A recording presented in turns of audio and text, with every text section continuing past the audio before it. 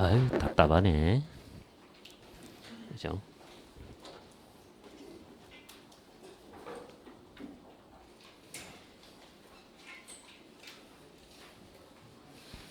이 코로나에 그죠? 답답하다 그죠? 자 봅시다. 자 소방학 이원태입니다. 반갑습니다.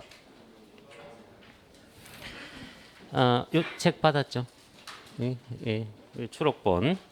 요 추록본은 앞에 25페이지까지 내용은 우리 특강할 내용입니다.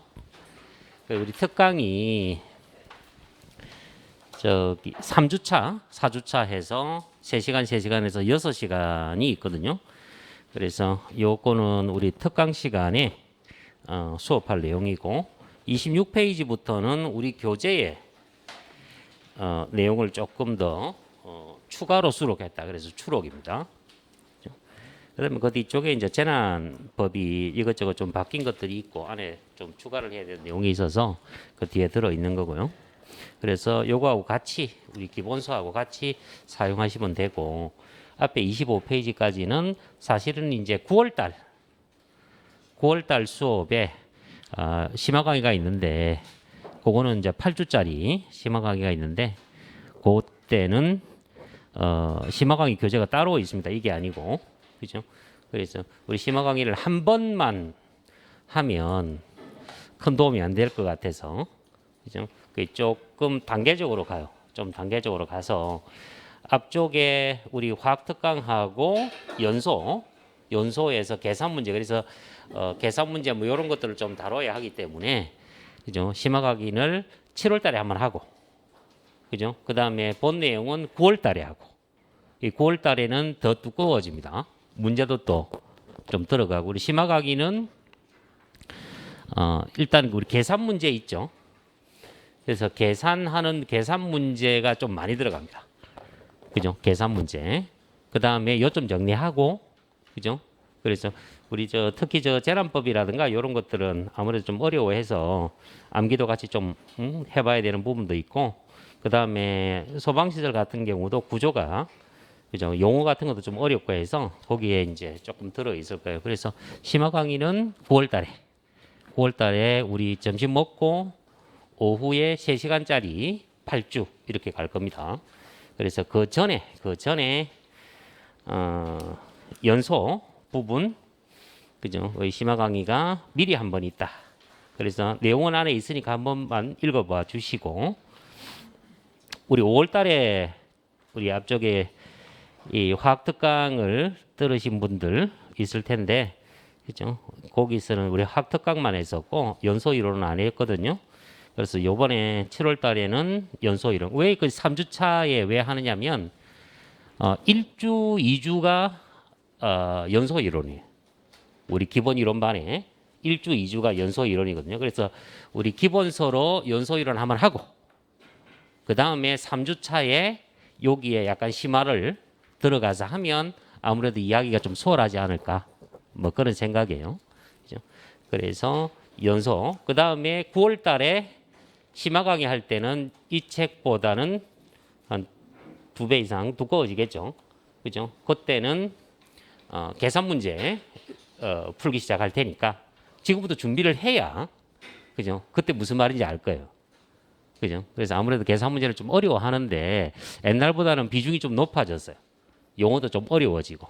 그래서 계산 문제 조금 시간을 좀 많이 들여서 지금 생각은 연소 파트만 한 4주 이상 할 생각이에요. 우리 심화 강의 할 때는 그죠? 그래서 요 내용 여기에 문제 들어가고요. 그죠? 그다음에 우리 기본서에 들어 있는 계산 문제까지 다 합쳐서 그죠? 한 4주 이상 하고 그 뒤에 있는 시간은 요점 정리하고 요점 정리라는 말이 같이 외우자는 뜻이에요. 그죠? 같이 암기를 좀 하자. 뭐 그런 뜻이에요. 그죠? 그래서 혼자 하기 좀 불편하니까.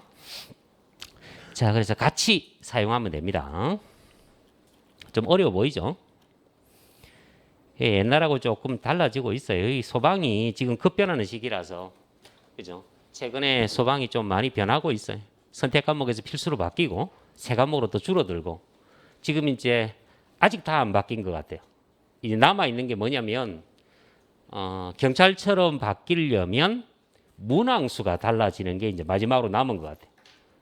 이 문항수가 달라지는 게 소방학이 지금 20문제인데 40문제로 지금 바뀐다는 얘기가 계속 나오고 있어요. 이 소방학하고 행정법이 지금 40문제로 바뀌지 않느냐, 뭐 그렇게 얘기가 자꾸 나오고 있어요. 그 다음에 뭐 법규는 뭐 20문제 그대로 갈 것 같아요. 그죠? 그래서 뭐 지금 경찰이 그렇거든요. 경찰이 그렇기 때문에 뭐 올해는 그렇지 않겠지만 내년쯤에는 아마 얘기가 있을 것 같아요. 문항수가 지금 40문제로 바뀌게 되면 힘들어지겠죠. 그렇죠?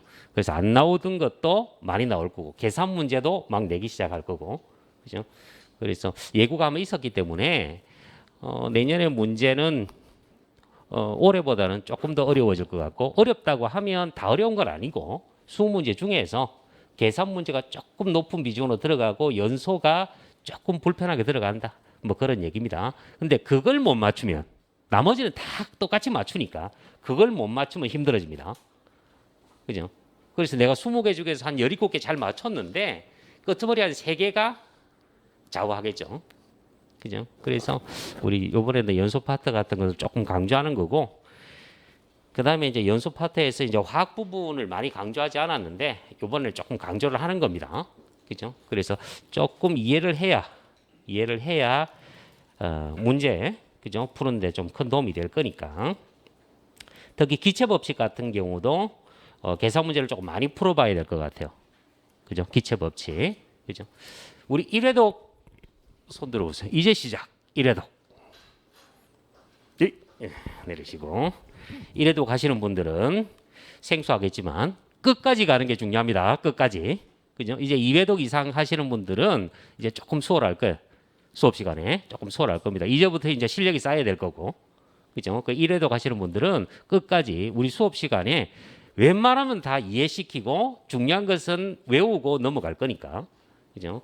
그리고 시간이 조금 늘어났어요. 우리가 이제 월요일, 화요일 이렇게 수업이라서 시간이 조금 늘어났어요. 시간이 좀 늘어나서 아무래도 여유도 조금 있고 그리고 질문하실 분들은 뭐 수시로 하셔도 되는데 우리 수업 다 마치고 점심 시간에 그죠? 기다리고 있을 테니까 그죠? 와서 질문을 하셔도 되고 그죠? 특히 이래도 가시는 분들은 질문이 좀 많을 텐데 자꾸 물어보세요. 자꾸 물어보면 얘기를 하다 보면 또 이해되는 부분이 생겨요.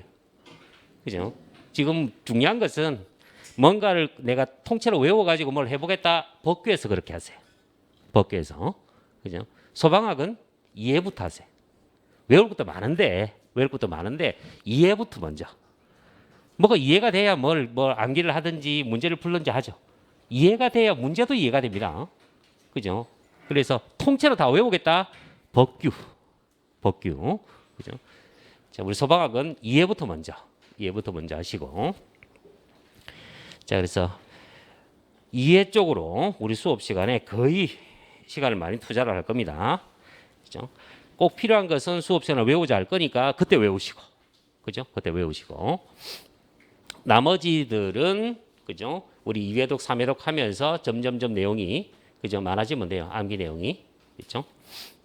우리 2회독 이상 하시는 분들은 이제 조금 구체적인 사항들이 있는데 그것들도 좀 외우셔야 될 거고. 그렇죠?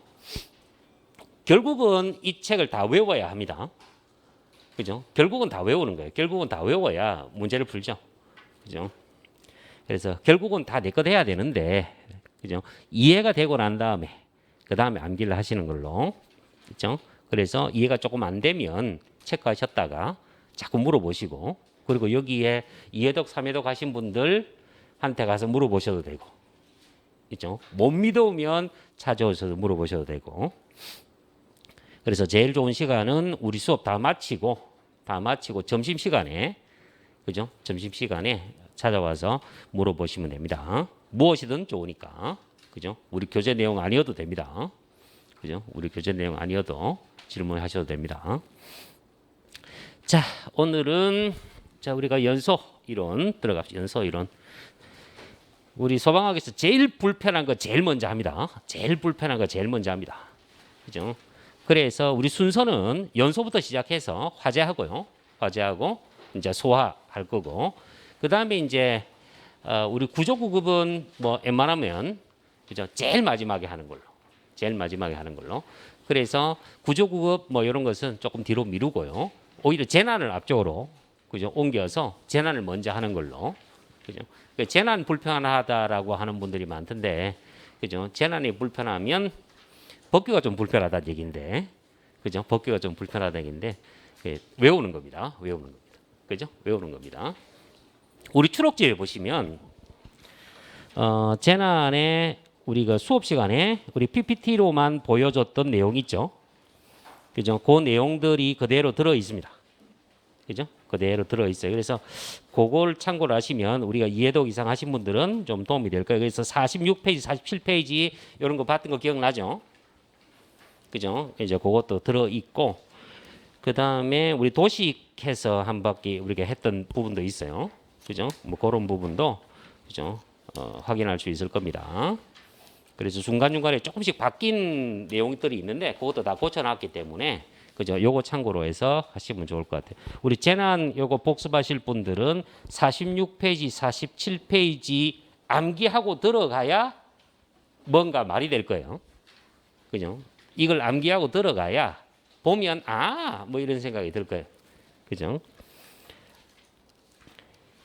자, 그래서 우리 65페이지 보시면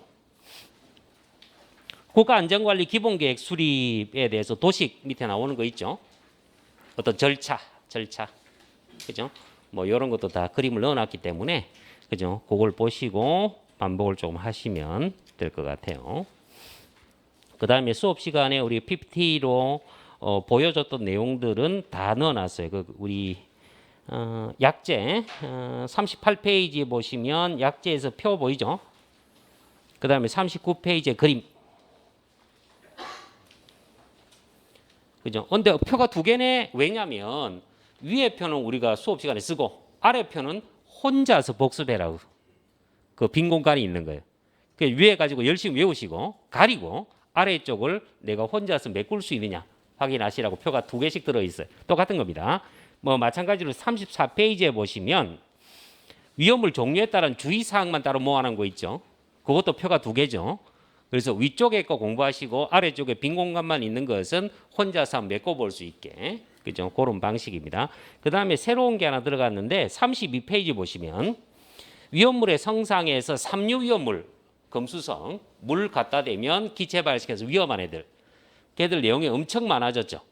거기 뒤에 보시면 그죠? 이 물 뿌렸을 때 발생하는 가스 쭉 적혀 있어요. 걔들 외워야 됩니다. 그죠? 그리고 33페이지에 기출 예제 보시면 문제가 문제 있죠. 요거는 이제 올해 문제. 올해 나왔던 공채에 나왔던 문제. 그래서 그 표를 외워야 합니다. 그렇죠? 뭐 어렵지는 않아요. 어렵진 않아요. 예, 어렵진 않아요. 뭐 되게 복잡해 보이는데 그렇게 어렵지는 않아요. 예. 뭐 나름 규칙이 있겠죠. 어느 정도의 규칙은 있겠죠. 그것만 잡으면 돼요. 그래서 이런 표들은 다 들어 있습니다. 우리 수업 시간에 봤던 것들은 다 들어 있고 표가 두 개씩 있다. 왜? 하나는 수업 시간에, 하나는 혼자 가려놓고 복습해라. 뭐 그런 얘기예요. 오케이. 자, 봅시다.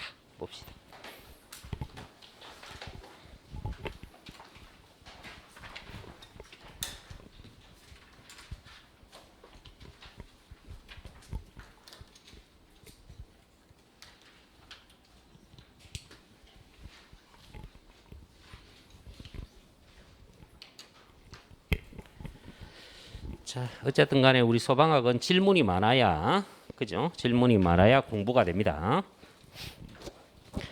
자, 우리는 10페이지 기본서 10페이지부터 갑시다. 페이지.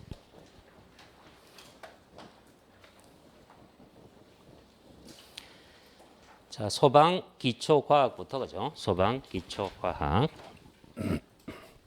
화학이란 얘기예요. 화학. 우리 소방에 사용되는 것은 화학하고 물리학이 사용이 됩니다.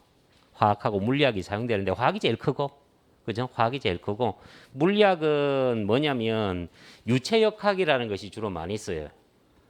유체역학. 유체가 뭐냐면 이제 유동적인 거, 기체나 액체 이런 것이 유체거든요. 그래서 소방에서 다루는 게 기체 액체예요. 기체 액체. 그래서 뭐 기체 같으면 가연성 가스 뭐 이런 거, 그죠? 연기 뭐 이런 것들이고, 유체 우리가 다루는 게 물이잖아요. 그죠? 우리가 다루는 거 물, 뭐 이런 것들. 그래서 소방에서 주로 많이 쓰는 것은 이제 물리화학인데 그 중에서 화학이 제일 커요. 그죠? 물리학적인 부분은 뒤에 조금씩 나오는데 그때 우리가 설명을 할 거고, 그죠? 그래서 화학 부분이 제일 커서 이게 소방 기초 화학은 화학입니다. 화학. 그래서 딱 필요한 것만. 근데 중요도가 지금 자꾸 높아지고 있어가지고 요걸 가지고 우리가 특강을 하는 거고 심화 강의를 하는 거예요. 그죠? 여기서 계산 문제 나오면 힘들어집니다. 그죠? 그래서 힘든 거 그대로 놔두면 안 되잖아요. 그죠? 쉽게 만들어야, 그죠? 내 거 되는 거니까. 그죠? 그래서 자꾸 다뤄야 됩니다. 힘들수록. 자, 요거부터 봅시다. 자, 제일 첫 번째 하는 것은 원자의 표시입니다. 원자의 표시. 자, 원자의 표시 그거는 왜 하느냐 하면 그 아래쪽에 있는 주기율표 때문에 하는 거예요. 주기율표. 그래서 화학의 기초.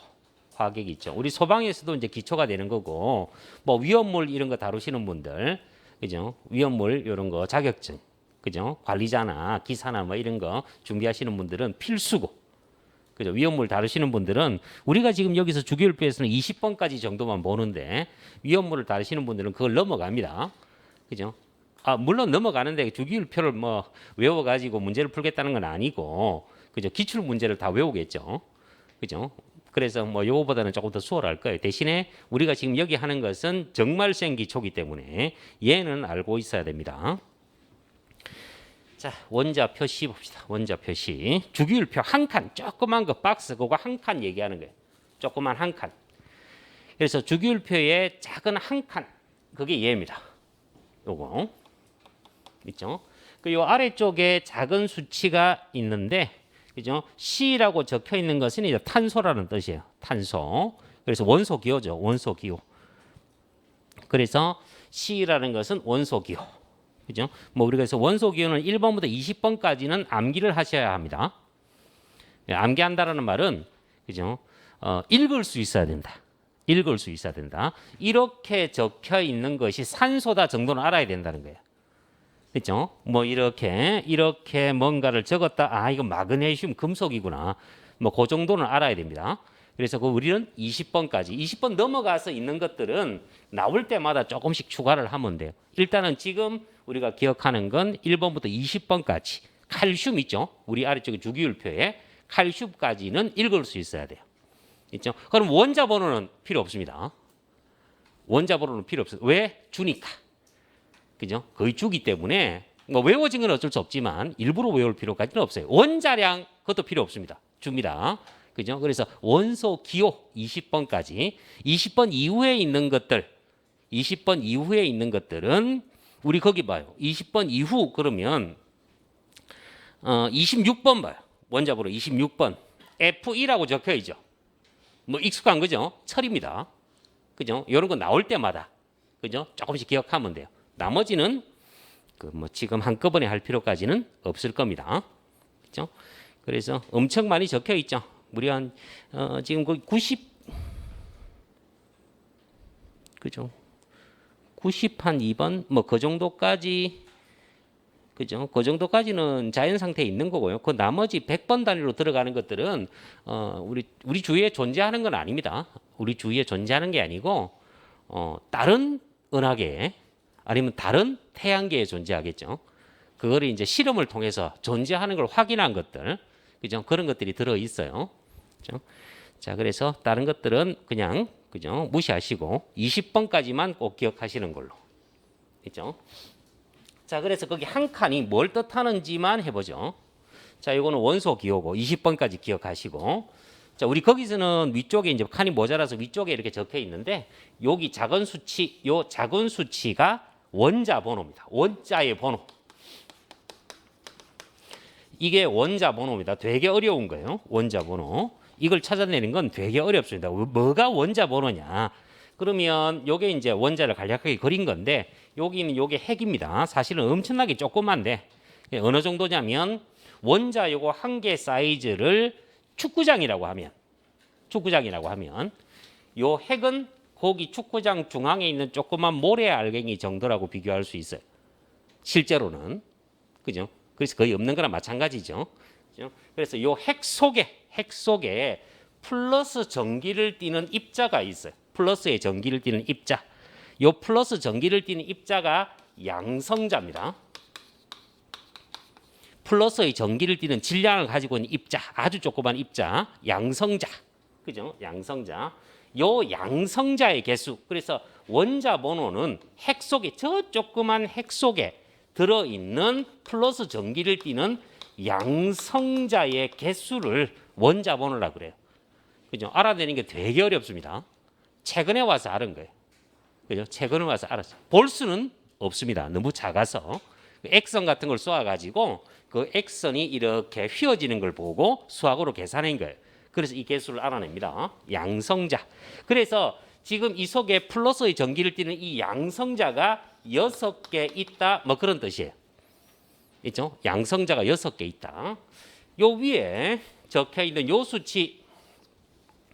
수치는 질량수입니다.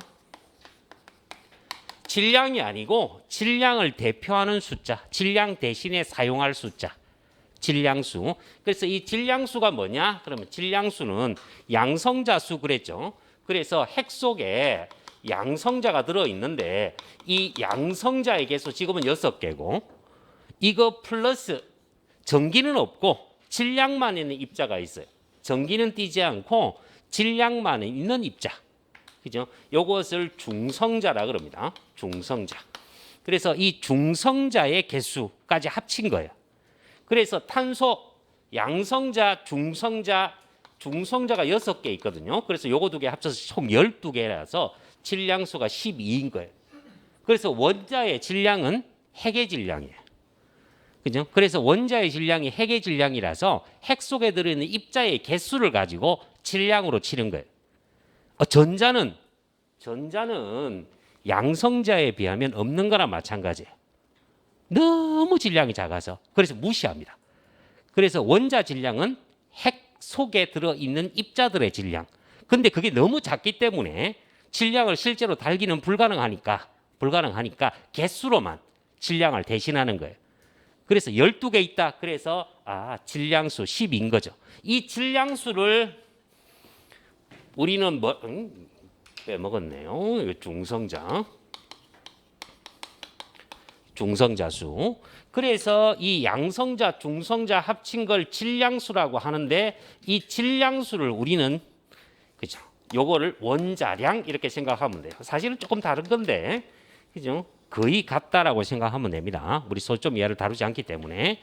그래서 원자량 오늘 우리가 좀 강조할 부분이 원자량. 그죠? 외우지 않아도 됩니다. 원자량 이런 수치는 외우지 않아도 됩니다. 그죠? 주는 겁니다. 그죠? 주는 거 사용할 줄만 알면 돼요. 자, 그래서 요 위에 있는 요 수치가 질량수고 거의 질량수가 원자량으로 사용된다. 있죠? 그래서 핵 속에 들어있는 입자의 질량. 있죠? 바깥쪽에는 전자가 돌고 있는데 그 전자수가 얘와 같아요. 그죠? 플러스 전기를 띠는 입자죠. 그래서 밖에 돌고 있는 그렇다면 이 원자 전체가 중성이 되기 때문에 중성원자라고 합니다. 중성원자. 중성원자의 전자수. 마이너스의 전기를 띠는 입자. 질량은 너무나 작고 그래서 이 바깥쪽에 마이너스 전기를 띠는 입자 전자가 돌고 있거든요. 여기가 아니고 첫 번째 껍질에 2개, 두 번째 껍질에 4개가 들어있네요. 그렇죠? 그래서 플러스 전기를 띠는 입자 양성자가 6개, 마이너스 전기를 띠는 전자가 6개죠. 그죠? 그래서 플러스 마이너스의 개수가 똑같으니까 정기적으로 중성인 거예요. 그죠? 정기적으로 중성이다. 플러스의 개수하고 마이너스의 개수가 똑같다. 정기적으로 중성. 그죠? 만일 여기에다가 전자가 한 개 더 들어오면 어떻게 될까요? 중성이 깨지잖아요. 플러스가 6개인데 마이너스가 7개면 이온입니다. 그것도 마이너스의 전기를 띠는 음이온. 그죠? 그죠? 우리 심화 시간에 할 겁니다. 그죠? 만일 전자수보다 양성자의 개수가 더 많으면 플러스의 전기를 띠겠죠. 그죠? 그건 양이온이에요. 그죠? 그래서 음이온, 양이온은 중성이 깨졌다. 뭐 때문에? 이 전자가 붙었다 떨어졌다 하기 때문에 그래요. 그죠? 전자가 더 들어오면 음이온. 전자를 몇 개 잃어버리면 양이온. 그죠? 양이온, 음이온. 그죠? 거기에 대해서 우리가 심화 시간에 또 할 겁니다. 그죠? 자, 그래서 번호, 이게 원자 번호가 양성자의 수고, 원자가 중성인 이유는 밖에 돌고 있는 전자수가 양성자와 같기 때문에 그래요. 근데 이 전자가 부족하거나 더 많게 되면 이온이 된다. 그죠? 부족하거나 더 많으면 이온이 된다. 양이온, 음이온. 그죠? 자, 여기 붙어 있는 거 보이죠? 자, 탄소를 찾아보시면 탄소는 두 번째 가로줄에 있어요. 탄소는 두 번째 가로줄에 있다. 2주기라고 부릅니다. 그래서 1주기부터 7주기까지가 있는데 2주기. 그래서 이 주기는 뭘 말하는 거냐? 그러면 원자 핵 바깥쪽에 전자가 도는 껍질이 있죠. 그래서 요거는 전자 껍질이 있는데 전자 껍질 수 이 말이에요. 전자가 돌고 있는 껍질. 요게 핵이고 요 바깥에 전자가 도는 껍질이 두 개가 있네요. 그래서 전자 껍질의 수가 그죠? 주기입니다. 그럼 7주기까지 있다는 말은 전자 껍질이 7개까지 있을 수 있다고요. 그죠? 7개까지 있을 수 있다. 그래서 전자 껍질 수, 원자의 크기를 말하는 거겠죠. 껍질 수가 많다는 말은 원자가 좀 커진다는 얘기예요. 그죠? 그래서 이 주기는 뭘 그죠? 결정을 하느냐? 그죠? 요 주기는 전자 껍질 수는 그죠? 반응성 이 말입니다. 반응성의 크기, 화학 반응을 얼마나 강력하게 하느냐를 결정하는 게 그죠? 껍질수예요. 껍질수가 많아지면 핵 플러스 전기를 띠는 핵에서 제일 마지막 껍질에 있는 전자까지 거리가 멀어지겠죠. 껍질수가 많아지면 그죠? 중심에 플러스 전기를 띠는 양성자가 들어있는 핵과 제일 마지막 껍질에 있는 전자 사이에 거리가 멀어진다. 그럼 둘 사이에 플러스 마이너스니까 전기적인 힘으로 끌어당기고 있잖아요. 근데 거리가 멀어지면 힘이 약해지겠네. 힘이 약하다는 말은 외부에서 작은 에너지만 슬쩍 공급되어도 여기 있는 전자가 떨어지잖아요. 그죠? 그럼 뭐 된다? 전자가 떨어지면 양이온이 되잖아요. 그게 화학 반응입니다. 양이온이 되거나 음이온이 되는 게 화학 반응이라고요. 그래서 작은 에너지만 공급돼도 전자를 쉽게 잃어버린다. 쉽게 양이온이 된다. 화학 반응을 잘한다. 예를 들어 볼까요? 우리 거기 첫 번째 세로줄에 그죠? 첫 번째 세로줄에 리튬 있죠. Li. 그죠? 요 리튬이 지금 2주기예요. 그 밑에 있는 게 나트륨이고요. 그 밑에가 칼륨입니다.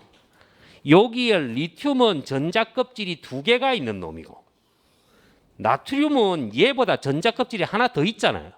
그래서 얘는 전자 껍질이 세 개니까 더 클 겁니다. 칼륨은 네 개가 있어요. 그러니까 더 크겠네. 그러면 핵에서 더 멀리 떨어지잖아요. 그러면 리튬에서 칼륨 쪽으로 갈수록 전자를 잃어버리는 반응을 더 잘한다. 전자를 쉽게 더 잘 잃어버린다. 전자를 잃어버리는 걸 산화 반응이라고 합니다. 전자를 잃어버리는 걸 산화 반응이라고 하는데 그 산화 반응을 더 잘한다. 쉽게 말하면 여기 리튬을 물 담아 놓고 리튬 금속 조그만 조각을 던져 놓으면 반응을 활발하게 해요. 그죠? 반응을 활발하게 한다. 칼륨을 던져 놓으면 폭발합니다. 너무 반응이 세서. 그래서 갈수록 반응성이 커진다 그래요. 반응을 잘한다. 그 이유가 뭐냐? 핵과 전자 사이가 거리가 멀어져서 그래요. 그런 걸 결정하는 게 주기입니다. 알겠죠? 반응성. 이런 것들 조금 이해하면 화학이 참 쉬워집니다. 저기 14족 봐요. 14족. 이제 족을 보는 거죠. 우리는 자, 1족부터 시작해서 18족까지가 있는 주기율표입니다. 근데 3주기 보면 3주기까지에는 중간에 텅 비었죠. 그죠? 그런 것을 단주기라고 하고 4주기부터는 꽉 찼잖아요. 그걸 장주기라고 합니다. 근데 우리는 장주기는 다루지 않아요. 그래서 어디까지만 간다? 칼슘까지만 가는 거예요. 그죠? 칼슘까지만. 자, 여기에 14족이죠. 14족. 이 족. 그래서 우리는 단주기만 쓰기 때문에 요 앞에 있는 일자를 떼고 생각하면 됩니다. 일자를 떼고 생각하면 돼요. 그죠?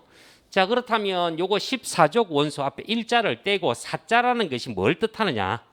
그건 요 제일 마지막 껍질을 보세요. 제일 마지막 껍질. 요 껍질에 전자가 몇 개다? 4개다. 4족입니다. 그죠? 그래서 14족의 앞에 일자 떼고 4가 뭘 뜻하느냐? 제일 마지막 껍질. 원자가 전자수입니다. 그래서 요 족은 원자가 제일 마지막에 그죠? 원자가 전자수. 요게 4개잖아요. 4개. 제일 마지막 껍질에 전자가 4개. 그죠? 그래서 제일 마지막 껍질에 있는 전자수 그게 족수예요. 그죠? 그러면 제일 마지막에 있는 이 전자가 무슨 역할을 하느냐? 얘가 화학 결합을 해요. 화학 결합을 하는 것은 제일 마지막 껍질에 있는 전자들입니다. 그래서 제일 마지막 껍질에 있는 전자수가 동일하다는 말은 화학 결합을 똑같은 걸 한다고요. 근데 뭐가 다르다? 리튬, 나트륨, 칼륨으로 갈수록 반응성은 다르죠. 똑같은 반응을 하는데 누구는 폭발적으로 하고 누구는 조금 잘하고. 그죠? 그럼 반응을 잘한다 못한다의 차이는 주기가 결정을 하고요. 그죠? 반응하는 화학 반응하는 종류 있잖아요. 똑같은 반응을 한다. 왜 똑같은 반응을 하느냐면 어디에 속하니까? 같은 족에 속하니까. 제일 마지막 껍질에 전자수가 같아서 같은 종류의 반응은 하되 누구는 빠르게 하고 누구는 느리게 한다는 이야기죠. 그게 족, 주기입니다. 이야기죠. 그래서 족과 주기의 의미 기억하시면 돼요. 족과 주기의 의미. 그래서 족이 중요합니다. 족. 그래서 우리는 1족부터 18족까지 중에서 중간에 이 3족부터 12족까지는 다루지 않아요. 그런 걸 전이원소라고 해서 그죠? 이런 것들은 몽땅 다 암기해야 하거든요. 규칙이 없어요. 주기율표는 원래 규칙이 생명인데 얘들은 규칙이 없어요. 그죠? 이런 전이원소들은 우리 일상생활에 엄청 많이 쓰지만 규칙이 없어서 얘들은 통째로 성질을 외우는 것들입니다. 그죠? 이거는 하나하나 성질을 다 외워야 해요. 근데 나머지들은 규칙을 따릅니다. 그런 걸 전형 원소라고 하는데 그 전형 원소들은 규칙을 따르기 때문에 우리는 그것만 다룹니다. 그죠? 위험물은 다 해야 됩니다. 위험물은 다 해야 돼요.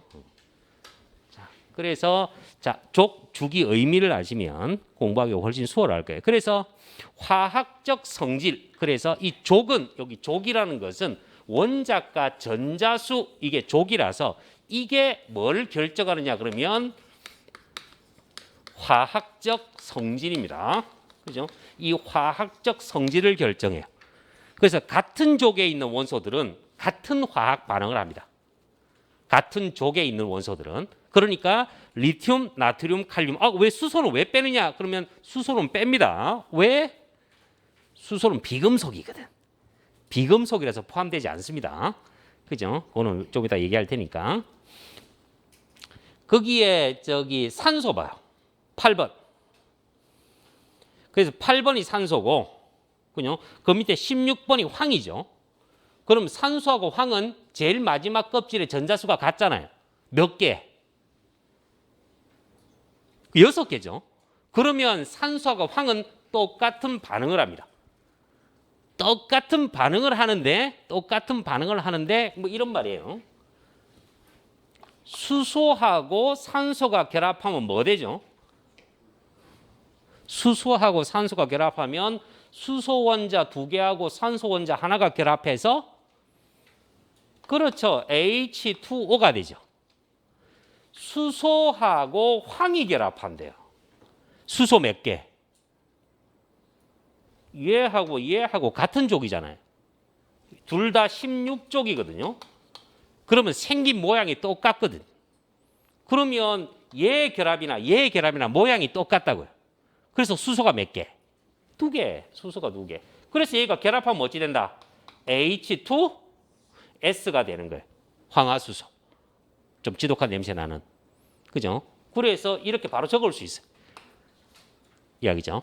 그죠? 그래서 같은 족의 원소 똑같은 반응을 한다. 왜? 바깥쪽에 있는 화학 결합을 하는 제일 마지막 껍질 원자과 전자수가 같기 때문에. 대신에 반응하는 속도는 다릅니다. 그죠? 왜? 주기가 다르니까. 이야기죠. 그죠? 자, 그래서 원자의 표시. 그래서 이제 우리가 주기율표로 한번 내려가 보죠.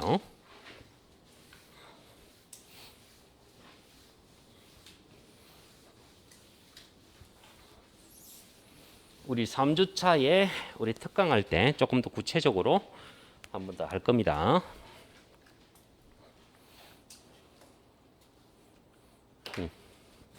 자, 1번부터 20번까지 거기다가 이제 두 개를 더 추가를 하면 요놈하고 그죠? 이거 브롬이고 요거는 이제 요오드인데 브롬하고 요오드까지 더 추가를 하시면 돼요. 자, 얘들은 읽을 수 있어야 됩니다. 얘들은 읽을 수 있어야 된다. 자, 이게 수소고 원자별로 1번이죠. 수소. 자, 요 수소 빼고 밑에 리튬, 나트륨, 칼륨 있죠. 리튬, 나트륨, 칼륨. 얘들은 금속입니다. 수소는 비금속이잖아요. 그죠? 그래서 뺍니다. 그죠? 수소 빼고 나머지는 금속이거든요.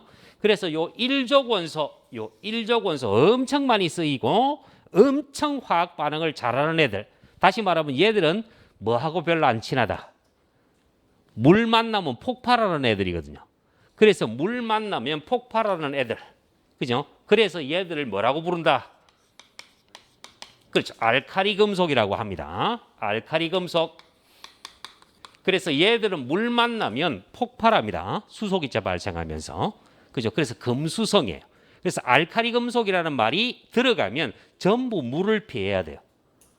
그죠? 물이 있으면 폭발합니다. 그죠? 그래서 순수한 금속이면 수소기체. 그죠? 탄소 화합물하고 결합해 있으면 뭐 다른 가연성 가스가 발생합니다. 그죠? 자, 얘들 이렇게 베릴륨하고 마그네슘하고 칼슘인데 얘들 그러면 요게 2족 원소 얘들도 자주 나오는데 얘들은 요 알카리 금속하고 성질이 비슷합니다. 대신에 반응하는 속도가 좀 느릴 뿐이고 그죠? 그래서 얘들도 역시 금속인데 얘들은 알카리 맞아요. 물하고 반응을 하니까 알카리인데 요놈보다는 성질이 좀 떨어지거든요. 그래서 토를 붙입니다. 토. 그래서 알카리토 금속이라고 합니다. 그래서 토라는 말이 들어가죠. 그래서 2족 원소는 알카리토 금속. 그래서 그 뒤쪽에 용어들을 보시면 알카리 금속이라는 말이나 알카리토 금속이라는 말이나 이런 용어들을 많이 쓸 거예요. 그래서 알카리 금속 그러면 1쪽에 있는 얘들 중에 뭔가가 들어갔구나. 알카리토 그러면 얘들 중에 뭔가가 들어갔구나. 그 중에 좀 많이 나오는 게 요놈이에요. 요놈하고 요놈이 좀 많이 나옵니다. 그렇죠? 그 다음에 요놈 알루미늄인데 요 알루미늄은 3족입니다. 따로 부르는 이름은 없어요. 그죠? 그냥 3족 원소라고 하셔도 되고 첫 번째 있는 원소를 불러서 붕소족이라고 불러요. 그죠? 근데 여기 붕소 같은 놈은 박쥐 같은 놈이에요. 이쪽에 붙었다, 저쪽에 붙었다 하는. 그래서 금속이라고 해도 되고요. 비금속이라고 해도 되는 중간쯤에 있는 애예요. 그래서 이런 것을 중금속이라고 하는데 주로 비금속으로 많이 쓰이기 때문에 보통 무시하셔도 돼요. 그죠? 이 박쥐 같은 애예요. 붕소. 알루미늄은 금속입니다. 그죠? 그래서 6개, 요거까지 7개가 금속이에요. 그죠? 요 7개가 금속이고 나머지는 전부 비금속입니다. 그죠? 요 7개가 금속이고 나머지는 전부 비금속 이렇게 생각합니다. 그래서 수소가 비금속입니다. 그래서 알칼리 금속 그랬으니까 저기에는 포함되지 않아요. 그렇죠? 금속이 아니니까. 그래서 수소는 금속이 아닙니다. 물론 뭐 금속의 역할을 할 수가 있어요. 엄청나게 큰 압력으로 확 누르면 금속의 성질이 나타나기도 해요. 어디에서? 저기 우리 목성이 있죠. 그죠? 목속의 엄청난 중력 때문에 그 내부의 압력이 엄청나게 크거든요. 거기서는 금속처럼 행동해요. 그죠? 근데 평소에는 비금속입니다. 우리 지구에서는.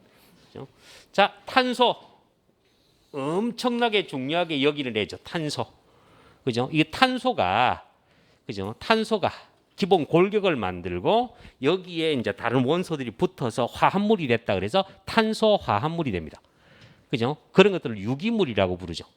그죠? 탄소를 기본 골격으로 하는 애들 그런 것들을 유기물이라고 부르는데 탄소 엄청 중요해요. 주로 연료. 그래서 석유, 석탄 뭐 이런 것들이 기본이죠. 그래서 탄소 화합물. 요거는 규소고 요 규소는 실리콘이죠. 실리콘밸리 뭐 이런 반도체, 이 반도체입니다. 질소 흡열 반응합니다. 요 질소는 우리 공기 중에 몇 프로? 공기 중에 공기 속에 78% 이렇게 공기 속에 78%가 질소입니다. 그죠? 뭐 별로 반응하는 건 없어요. 그죠? 우리가 여기서 뭐 장작불을 피웠다. 그러면 거기서 질소가 뭔가 반응하지 않을까 하지 않습니다. 왜? 흡열 반응하거든. 그러니까 반응이 이어지지 않아요. 그죠? 근데 큰 압력 아주 고온이 계속 공급되면 소량 만들어질 수 있어요. 그죠? 만들어지더라도 소량이 만들어집니다. 그죠? 그래서 질소 그렇다면 흡열 반응으로 주로 반응하지 않는다. 78%는 외우셔야 되고, 이건 인이고요. 인 많이 씁니다. 인 많이 씁니다. 우리 인이 들어가는 그죠? 우리 연료들이 되게 많아요. 그죠? 인이 들어가는 화합물들도 되게 많고, 그래서 인인데 이게 인인데, 그죠? 우리 이름에 인이 아니고 린이라고 적히는 경우가 되게 많아요. 황린 그 린이 인입니다. 그죠? 린 그게 인입니다. 산소죠. 우리 산소 많이 씁니다. 산소. 왜? 우리가 뭐 불탄다. 그죠? 산소하고 결합하는 거잖아요. 그죠? 많이 쓰죠. 우리 공기 중에 몇 프로? 그렇죠. 21% 요거 기억합시다. 공기 중에 21%. 지금은 21%. 오래전에는 40% 이상까지도 간 적이 있어요. 지구 전체가 식물로 덮였을 때. 그죠? 지구 전체가 식물로 덮여 있을 때. 그죠? 그때는 한 40% 가까이 갔을 때가 있어요. 지구 전체에 산소가 엄청 많았던 때. 그죠? 지금은 뭐 21%지만. 자, 이거 황이죠. 황. 이것도 위험물에 엄청 많이 들어갑니다. 유독한 물질이 만들어지잖아요. 그죠? 황. 우리 가장 쉽게 볼 수 있는 건 노란 고무줄 봤어요? 노란 색깔 고무줄. 그런 걸 가황고무라고 합니다. 우리가 주로 생고무라고 하는데 나무에서 이제 고무 원액을 채취하잖아요. 나무에서 고무 원액을 채취해서 그 굳게 만드는 약품을 살짝 집어넣으면 아주 말랑말랑하고 손으로 푹푹 찢을 수 있는 놈이 돼요. 라텍스, 우리 침대 같은 거 만드는 거. 그건 너무 부드러워서 금방 헤어지고 찢어지거든요. 거기에 황을 딱 집어넣으면 단단해집니다. 엄청 질기고. 그런 걸 가황고무라고 불러요. 그래서 황이 들어가서 색깔이 노란 색깔이에요. 노란 고무. 엄청 질긴. 그죠? 황. 그죠? 황. 이거는 연료 속에 엄청 많이 들어 있어요. 특히 이 황이 들어 있는 것이 되게 많아요. 그래서 연료 우리가 휘발유 같은 거 쓰죠. 그 휘발유는 정유 공장에서 황을 제거한 상태로 판매를 합니다. 그래서 탈황 장치를 돌려서 황을 없앤 상태에서 판매를 해요.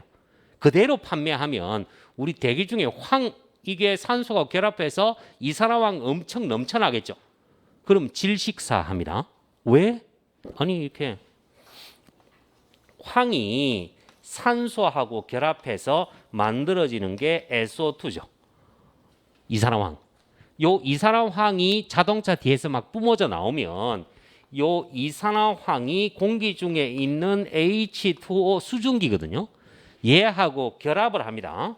그죠? 한 30분, 1시간 내외로 결합해서 만들어지는 게 H2SO3예요. 아황산. 황산이라고요. 황산. 우리가 먼저 염산이나 황산 테러 하잖아요. 그게 공기 중에 쫙 깔리는 거예요. 그럼 내가 숨을 들이마시면 얘가 빨려 들어와서 우리 몸 속에 있는 물하고 만나면 물에 녹은 황산이 되는 거예요. 그래서 황산이 생기면서 목구멍 전체를 어떻게 헐게 만들죠. 부어오릅니다.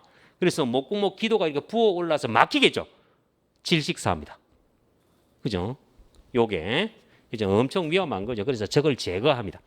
그래서 연료 속에 들어있는 황을 제거한 상태에서 판매를 해요. 우리 중국이나 이런 데는 다 제거하지 않고 판매를 해서 문제가 되는 거고 우리나라는 규제가 있어서 다 제거해야 돼요. 그죠? 자, 요 놈은 우리 지금 거기 이름을 한번 읽어봐요. 플루오린이라고 되어 있죠. 그래서 지금 이거 개명이 된 이름이 플루오린이에요. 근데 우리는 아직 그대로 사용하기 때문에 요놈 원래는 플루오린인데 옛날 이름 그대로 쓰기 때문에 불소입니다. 됐죠? 불소. 지금은 바뀐 이름은 플루오린이에요.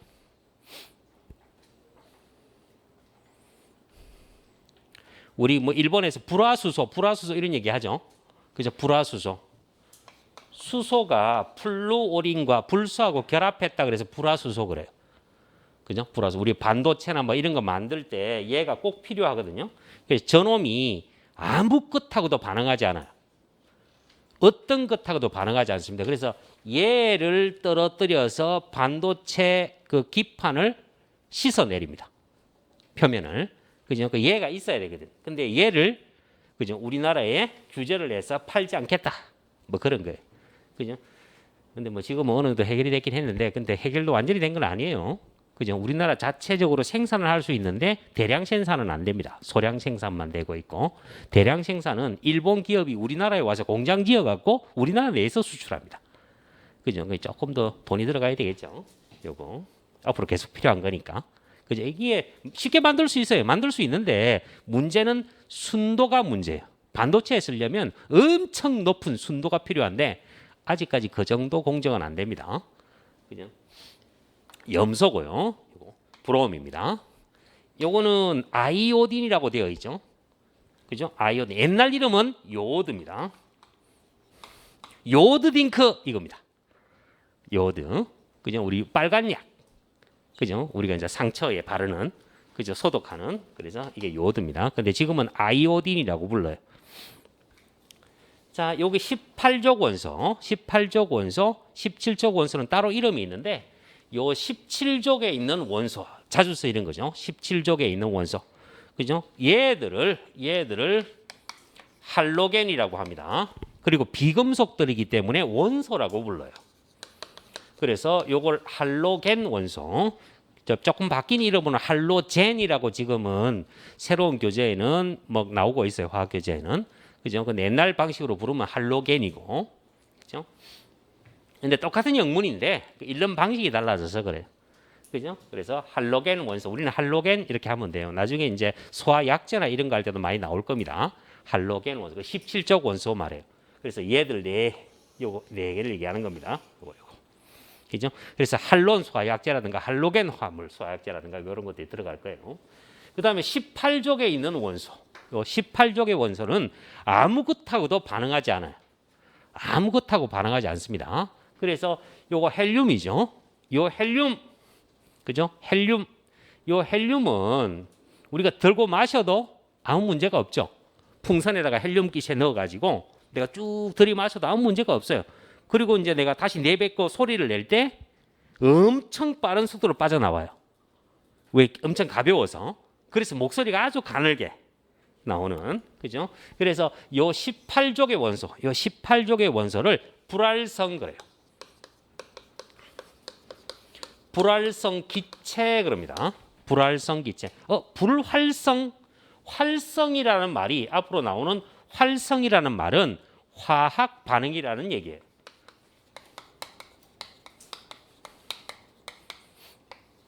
활성이라는 말 자체가 화학 반응이라는 뜻입니다. 그래서 뭔가 활성한다 그 말은 화학 반응한다라고 생각하면 돼요. 근데 불활성이니까 화학 반응 자체를 하지 않는다. 그죠? 따르게는 불활성 기체 그리고 비활성이라고 해도 됩니다. 비활성 기체라고 해도 돼요.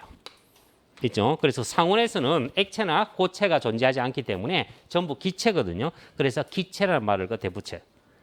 있죠. 화학 반응을 하지 않는다. 그래서 우리 화학이 처음에 발전할 때 얘들을 발견한 거예요. 어떤 것하고도 반응하지 않네. 왜 반응하지 않는지를 연구했어요. 이놈들이 왜 화학 반응을 하지 않느냐. 요 놈은 제일 마지막 껍질이 한 개인데 거기에 전자가 두 개가 있고요. 나머지들은 제일 마지막 껍질에 전자가 8개가 있더라고요. 얘 빼고 나머지는 전부 제일 마지막 껍질에 전자가 8개, 전자가 8개니까 화학 반응을 하지 않는다를 알아냈어요. 그죠? 그런 것을 이제 옥텟 규칙이라고 합니다.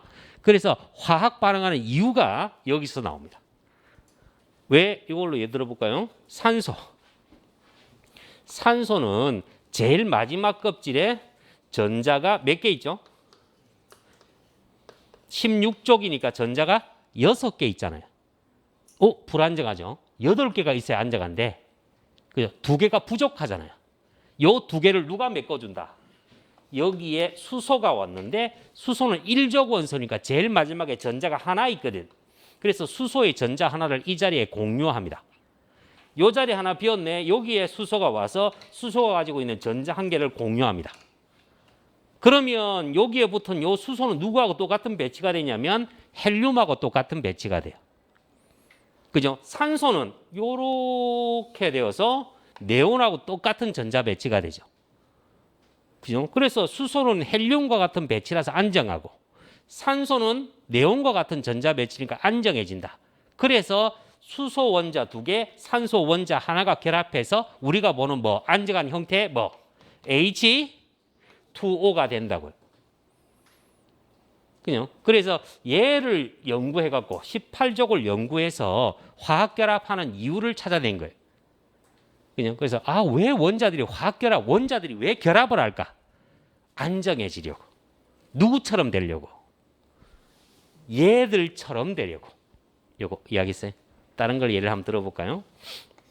나트륨 제일 마지막 껍질에 전자가 몇 개? 거기 나트륨 1족 원소죠. 제일 마지막 껍질에 전자가 1개 있잖아요.